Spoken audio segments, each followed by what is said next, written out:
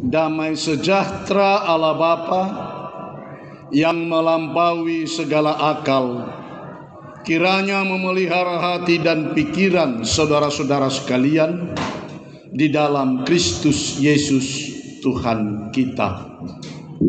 Amin. Bagi jemaat yang beribadah di gereja ini maupun juga yang sedang beribadah di rumah melalui live streaming, Shalom bagi kita semua. Jemaat Tuhan yang dikasihi Kristus, firman Tuhan bagi kita pada minggu kita hari ini yang diangkat dari surat pertama Rasul Paulus kepada jemaat di Tesalonika, yaitu 1 Tesalonika pasal yang ketiga, dimulai dari ayat yang ke-9 hingga ayat yang ke-13. Demikian dikatakan di dalam firman Tuhan. Sebab ucapan syukur apakah yang dapat kami persembahkan kepada Allah atas segala sukacita yang kami peroleh karena kamu di hadapan Allah? Siang malam kami berdoa sungguh-sungguh supaya kita bertemu muka dengan muka dan menambahkan apa yang masih kurang pada imanmu. Kiranya Dia Allah dan Bapa kita dan Yesus Tuhan kita membukakan kami jalan kepadamu, dan kiranya Tuhan menjadikan kamu bertambah-tambah dan berkelimpahan dalam kasih seorang terhadap yang lain dan terhadap semua orang, sama seperti kami juga mengasihi kamu. Kiranya Dia menguatkan hatimu supaya tak bercacat dan kudus di hadapan Allah dan Bapa kita pada waktu kedatangan Yesus Tuhan kita dengan semua orang kudusnya. Hingga di sini pembacaan kita akan firman Tuhan. Shalom bagi kita semua. Sebelum kita sampai kepada khotbah, karena pada minggu kita hari ini adalah Minggu Advent. Hari ini kita memasuki tahun baru gereja. Jadi tahun baru gereja adalah Advent. Oleh sebab itu kami mengucapkan selamat Advent bagi kita semua. Minggu kita hari ini adalah Minggu Advent yang pertama. Kita melihat lilin di depan kita menyala satu, menandakan Advent pertama. Dan kita melihat semua nuansa di altar, baik tutup altar, tutup meja maupun juga podium yang kecil. Demikian juga penutup tempat persembahan, semuanya adalah berwarna ungu. Mungkin kita ada juga yang pakai baju ungu, atau mungkin juga masker kita ada yang ungu. Ungu adalah simbol pengharapan. Gereja pertama sudah mengenal yang namanya teologi warna. Ketika kita berkabung hari Minggu yang lalu mengenang orang yang telah meninggal, nuansa gereja adalah warna hitam, menyatakan kita berkabung. Hari ini kita dinyatakan untuk berpengharapan. Karena memang kata Advent adalah berasal dari dua suku kata, et dan ventura. Et mengarah, menuju. Kemudian ventura adalah kepada yang datang. Jadi Adventus atau Advent adalah mengarah, menuju kepada yang datang, menyambut kepada yang datang. Itulah Advent. Siapa yang kita sambut dalam minggu Advent ini? Topik minggu kita hari ini mengatakan menyambut kedatangan Tuhan. Bagaimana kita disuruh menyambut kedatangan Tuhan? Topik minggu kita juga mengatakan menyambut kedatangan Tuhan dalam kekudusan. Menyambut kedatangan Tuhan dalam kekudusan. Itu diangkat dari ayat yang ke-13. Kiranya Dia menguatkan hatimu supaya tak bercacat dan kudus di hadapan Allah dan Bapa kita pada waktu kedatangan Yesus Tuhan kita dengan semua orang kudusnya. Dia menguatkan hatimu supaya tak bercacat dan kudus di hadapan Allah dan Bapa kita pada waktu kedatangan Yesus Tuhan kita dengan semua orang kudusnya. Menyambut kedatangan Yesus, kedatangan Tuhan dalam kekudusan. Mengapa dikatakan kekudusan itu tak bercacat dan kudus? Supaya kita menyambut kita dalam keadaan baik, bagus. Karakter kita nanti dikatakan di dalam nats ini supaya baik dan bagus. Karena apa? Karena merek kita juga adalah merek yang bagus dan baik. Sebab pasti semua orang menginginkan merek apapun itu yang bagus dan yang baik. Tidak pernah orang membuat merek apapun yang buruk, yang jelek. Waktu saya di Palu, di sana ada warga jemaat kita membuat homestay, ya. Homestay itu dibuat namanya homestay nirwana. Tidak mungkin dia membuat homestay neraka. Pasti nggak ada orang ke sana. Restoran juga kita pasti pilih restoran yang punya merek yang bagus. Restoran sudi mampir. Tidak mungkin orang buat restorannya restoran silahkan pergi. Mana ada? Pasti yang bagus. Waktu dulu di kampung itu ada lapo tuak, ya, warung tuak, lapo tuak. Dibuat itu lapo tuak itu mereknya juga bagus. Lapo tuak si Padau Holso katanya begitu, ya. Nggak pernah dibuat lapo tuak si Paro Holso. Nggak ada orang mau minum ke sana, nanti tambah susah kita, katanya begitu. Jadi semua merek pasti kita menginginkan yang baik, yang bagus. Dan kita juga bangga membeli dari tempat-tempat atau toko yang mereknya bagus. Umpamanya kita mau beli lampu, pasti kita cari mereknya yang bagus. Toko lampu sinar terang. Nggak mungkin toko lampu gelap gulita. Kita nggak pergi ke sana. Mana mau kita membeli ke toko yang gelap gulita, begitu kan? Begitu juga kita bangga dengan memakai merek yang bagus, yang cantik. Ibu-ibu suka kan beli merek yang bagus. Nggak mungkin ibu-ibu beli sampo cap kutu busuk. Atau mungkin beli bedak dengan bedak cap muka beruk. Siapa mau beli? Ada yang mau kan? Jelas itu. Begitu juga ketika pesawat pasti memilih nama yang bagus, yang hebat, anggun umpamanya seperti nama burung, yaitu Garuda. Garuda Indonesian Airways, Merpati Airlines. Kita bangga mengatakan kami kemarin naik Garuda. Bangga. Tidak ada satupun perusahaan penerbangan membuat nama perusahaannya, penerbangannya Kelelawar Airlines. Siapa mau naik kelelawar yang hanya sekitar pohon jambu di tempat rumah kita itu? Tidak ada yang mau, kan begitu. Atau juga merek mobil, kita pasti pilih merek mobil yang bagus. Karena apa? Karena merek yang bagus pasti akan mempunyai juga kualitas yang bagus.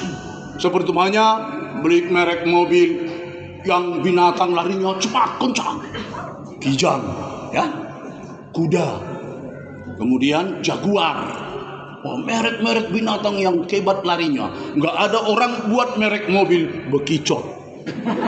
Karena jalannya berapa? 1 meter 1 tahun. Ada yang jadi semua orang pasti memilih merek yang bagus dan juga harus punya kualitas yang bagus. Tidak mau orang, jangan namanya mereknya bagus tapi kualitasnya tidak bagus. Nama tukang jahitnya penjahit rapi, tetapi jahitannya amburadul. Nggak mau orang ke sana. Tukang pangkas dibuat tukang pangkas rapi, tapi kayak digigit tikus pangkasannya begitu ya. Mana ada orang mau. Jadi kalau kita punya merek yang bagus, pasti kualitasnya juga dituntut harus baik dan bagus. Merek kita adalah bagus. Merek kita adalah Kristen. Maka kita dituntut harus punya kualitas yang bagus, harus punya kualitas yang baik. Itu sebabnya sebagai orang Kristen, pengikut Kristus. Apa arti Kristen? Pengikut Kristus. Siapa Kristus? Tuhan Yesus Kristus. Dia adalah Allah yang pernah menjadi manusia datang ke dunia ini. Dan dia juga adalah manusia yang benar-benar Allah hidup di dunia ini. Jadi luar biasa Yesus. Mereknya bagus. Oleh sebab itu ada seorang filsuf Prancis yang bernama Duc de Lewis. Katanya begini, nama yang bagus, nama yang luhur mempunyai tanggung jawab yang luhur pula. Nama kita adalah Kristen. Orang Kristen punya tanggung jawab yang luhur. Sampai kedatangan Yesus kedua kalinya, kita harus tetap punya tanggung jawab yang luhur, yang dikatakan di dalam topik minggu kita ini, menyambut kedatangan Tuhan dalam kekudusan. Apa kekudusannya dikatakan itu? Tak bercacat dan kudus. Dari mana kata kudus? Kados. Kados itu bahasa Ibraninya. Kados itu, kudus itu adalah yang disisihkan. Dipapulih bahasa Bataknya. Yang disisihkan, yang tersendiri. Kalau umpamanya ibu-ibu membeli bawang, ibu memilih yang besar-besar, yang bagus-bagus, lalu kemudian disisihkan.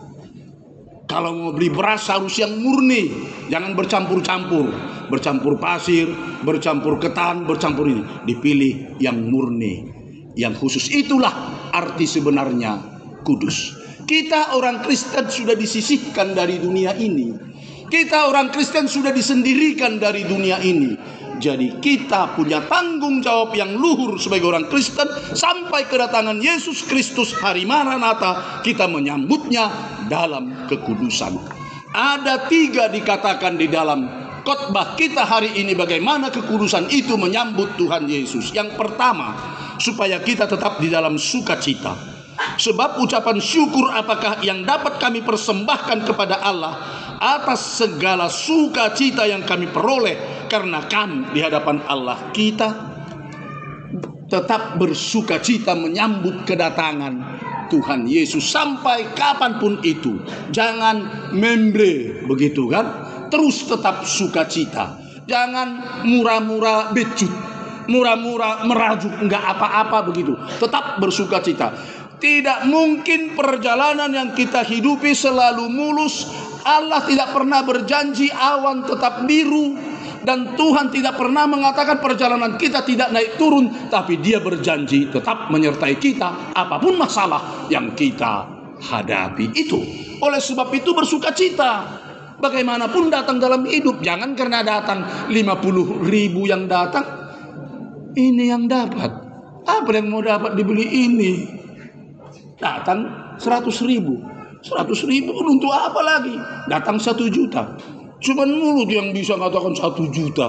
Tapi nggak bisa lagi dibelikan kemana. Datang 10. Sudah tambah lagi pengeluaran. Datang 100 juta. Sudah lebih banyak lagi pengeluaran kita. Datang 1 M. Mobil kita maunya yang begini. Tidak pernah mengucap syukur.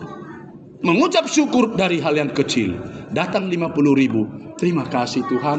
Berkati ini untuk boleh kami pakai. Datang 100. Aduh Tuhan, terima kasih. Datang 1 juta. Tuhan, puji Tuhan. datang 100 juta. Haleluya. Dimulai dari yang kecil, terus akan tetap bersyukur. Kalau kita tidak tahu dari yang kecil bersyukur, ingat, kita tidak akan pernah mampu bersyukur. Oleh sebab itu, dalam menyambut kedatangan Tuhan, apapun yang terjadi dalam perjalanan hidup kita sampai hari kedatangan Yesus, kita dikatakan bersukacita di dalam Tuhan. Bukan bersukacita happy-happy begitu, bukan, bersukacita tetap di dalam Tuhan perjalanan hidup kita. Itu yang pertama. Yang kedua, dikatakan di sini adalah hidup di dalam doa. Tetap berdoa.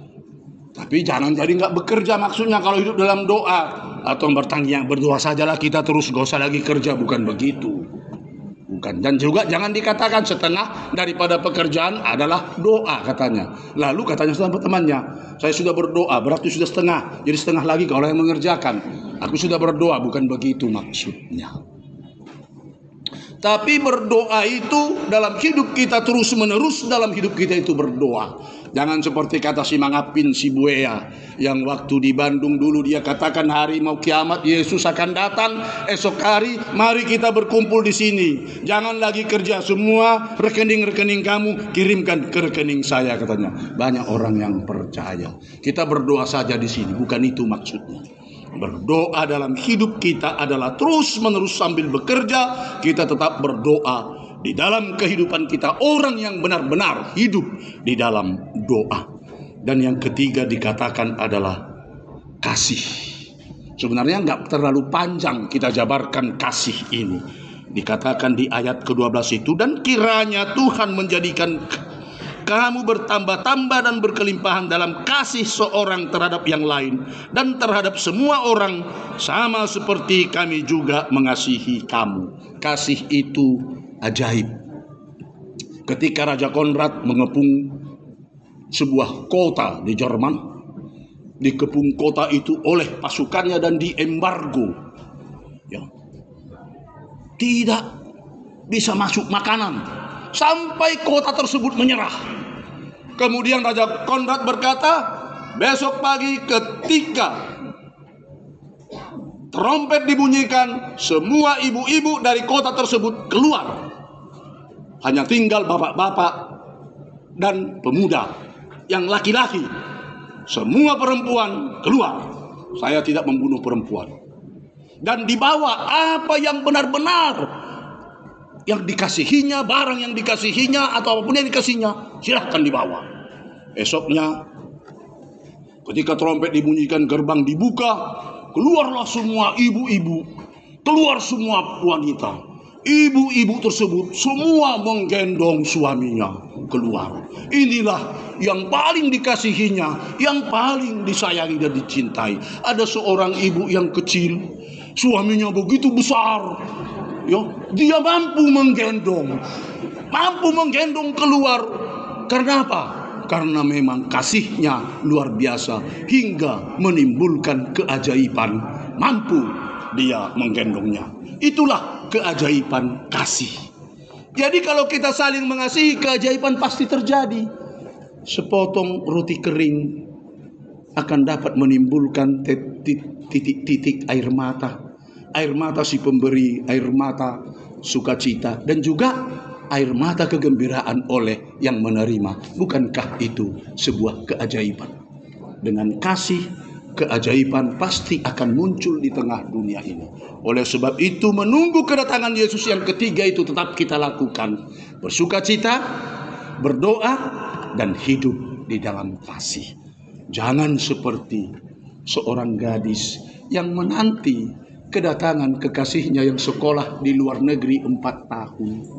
Tahun pertama masih bisa biasa. Tahun kedua dia mulai duduk termenung di bangkunya, di kursinya, di depan jendela sambil dia tetap mertopang dagu menatap jauh ke depan. Tapi tatapannya kosong, tidak ada apa-apa. Makan dia tidak mau, minum juga begitu. Tidur pun gak nyenyak, bukan karena banyak nyamuk. Hari demi hari, minggu demi minggu, bulan demi bulan, semakin berubahlah semakin kurus, akhirnya dia krempeng. Tikulan tinggi, kurus langsing dia. Begitulah. Pipinya kempot, matanya cekung. Umur 27 sudah seperti 72. 4 tahun keempat si pemuda pulang dari pendidikan dan akan melamar. Mereka akan berumah tangga. Kemudian diketuklah pintu dan si gadis membuka. Ketika begitu melihat si pemuda, memang benar-benar terkejut melihat. Dia terkejut menatap dan mengucek-ucek matanya. Bagaimana? Apakah aku mimpi? Pikirnya. Dia lihat, dia kucek, lalu dia berkata, mimpikah diriku melihat dirimu? Walau kau berada dekat di sisiku, namun terasa jauh. Di mana ceria, ciri khas dirimu? Di mana tawamu? Di mana manjamu yang kusuka darimu? Kulihat dari wajahmu, cara menghias dirimu.